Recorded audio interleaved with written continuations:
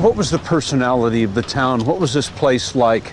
Oh, everyone's very friendly. David Chumrunlert is a native of Texas who's been teaching English in Matsushima schools for a couple of years.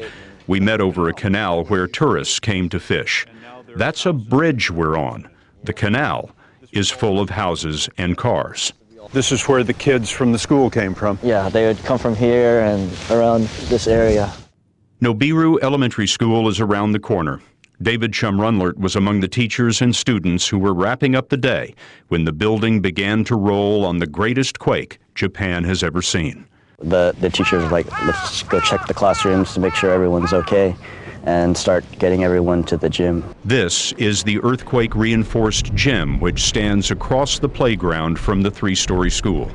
Some guy with a helmet on, he ran in and he was like, tsunami's coming. And then the principal was like, okay, everyone run back to the school. The fifth grade teacher, he was like at the front of the group, and he said he saw a wall of water coming. So he's like, everyone run back inside. It was too late. Yeah, it was to get out of the gym. To get out of the gym.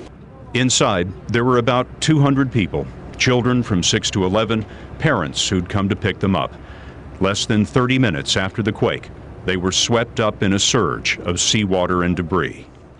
It was blasting through the door, and it was like, when it was hitting the walls, it would make kind of like a whirlpool kind of motion. So at that point, it had risen up to the stage level. Water didn't stop there? No, it didn't. What happened next? I was starting to get like sucked out into the middle, and I didn't want that to happen, so I grabbed the wall. And then a grandpa and some lady who was hanging on to him, they washed by me, and they managed to grab my shoulder. And so they were like hanging on to me, and we were like, I could feel it getting pulled. What happened to the older man and woman who were holding on to you? I don't know. I don't know what happened to them. What happened then? I grabbed the railing, and I somehow found my footing. I don't know what it was, but I think it was the top of the basketball goal.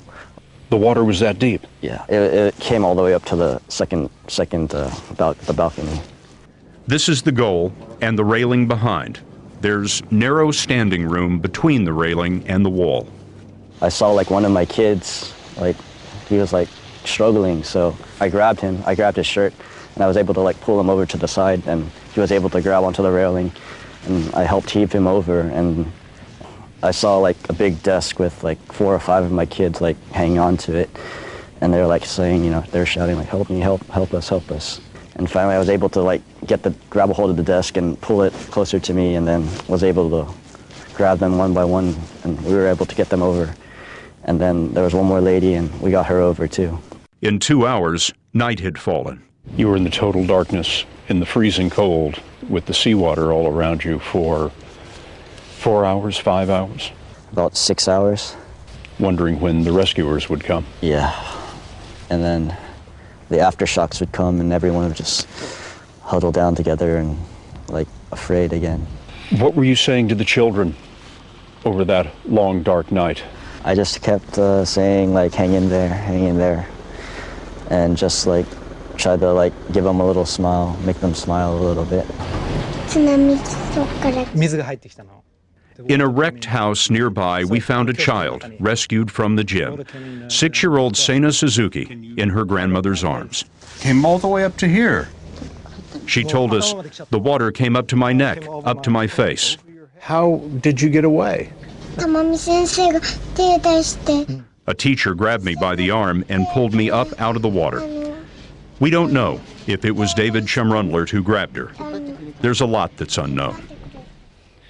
How many survivors would you estimate were up there on the balcony? I'm hoping at least over 100. I hope.